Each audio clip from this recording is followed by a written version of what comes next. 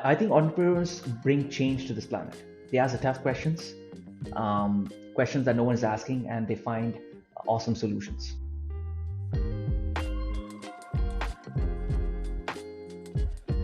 What does entrepreneurial spirit mean to you, and how do you embody that? What that means to me is a few different things.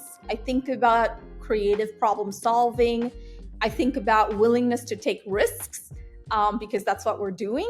And I also think about persistence because I think those things had to come together and those things evolve at different stages of the company. But to me, it embodies what entrepreneurial spirit is for me. But I'm curious, what does entrepreneurial spirit mean to you? How do you embody it on your day to day? We are all trying to solve a problem, right? And some problems we are existing out there. Some problems we create ourselves, and we're looking to solve that. But for me, it's like about solving something that the world needs. So entrepreneurship is solving a problem for the people, and then you are creating a movement of people, right? They're part of that movement who are solving problems for some other group of people. So I think is never giving up while solving the problem, and just keep and that goes to your persistence that you mentioned. So I think, yeah, I think it's all about, are you focused? Are you thinking about the problem day in and day out? You're not getting distracted by the noise out there. Um, you're true to your mission, um, and service that people who you set out to service in the beginning. But what has been your own guiding principles, and how do you make up your core values, and how do you stand by it? I would say my first and foremost core value across the board has always been problem solving. I've always had to implement it across the board, anywhere from product development all the way to commercialization, all the way to growth. It's just different ways of it, but you be creative about it. For me, it's about thinking outside of the box. It's about pushing the boundaries. It's about just getting out of my comfort zone. I would say my next core value, which more so has been a muscle that I've been, getting better at, is the whole positive mindset, is to be able to look at situations as a learning opportunity. We talked about this earlier about looking at the good, learning about thinking about what I can learn from something that happened, a situation. Love to hear your core values and how you apply them to your work. It starts with, of course, being true to the purpose, right? I often ask this question to myself: what is our purpose on this planet? What is the purpose of this planet? For some people, that purpose defines what they want to do, right? And for me personally, it defines that. That's one of the core values that I adopt day in and day out, right?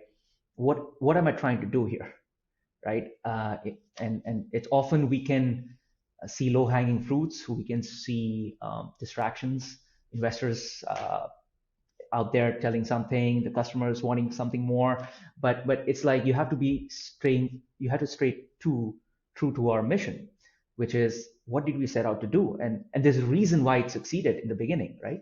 There's a reason why. Never give up, right? No matter what happens, that's the ultimate, like, never give up. What does resiliency mean to you? How do you cultivate it? I think resiliency captures a lot of different things that we spoke about earlier, but to me, it comes down to weathering storms, um, and being able to get through certain seasons of building a company. It ebbs and flows, and coming out on the other side stronger. To me, it has been a muscle that I've had to build and strengthen over time. But to me, it's also the core of building a company. How about yourself? What do you think of resiliency? How do you cultivate it? The word resiliency is when I hear the word continuum comes to my mind. It is how much you face early on and make those mistakes, you will cultivate it better. But then also it goes to the point, sometimes, it may not be a good day, a good week, a good month, but you have to look back and say, you know what, I'm grateful to be alive.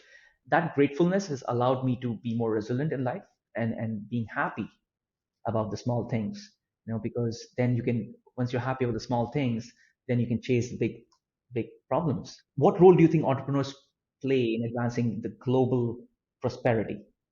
And how do you see that? I think despite us building companies, call it locally, because over time we want to grow across the world physically, right? But even though we're solving a problem that may seem local or contained, just going back to my experience, when we're solving the problem of prevention and early detection of heart disease, that affects anyone and everyone, regardless of who you are, where you come from, where you live, right? So it is a global problem. So the solutions that we are building are going to be global solutions. But at the same time, when we're thinking about building global solutions, it goes hand in hand with global economic prosperity, because it's about, in our case, taking solutions that help people prevent heart disease, helps people have better quality of life, and in return they're contributing to their economies. But you also have aspects like when you're introducing a technology across the world, now there are things like job creations and bringing new opportunities and introducing new markets and introducing new opportunities in general, that was not available. What I think is, I think entrepreneurs bring change to this planet. They ask the tough questions, questions that no one is asking, and they find awesome solutions.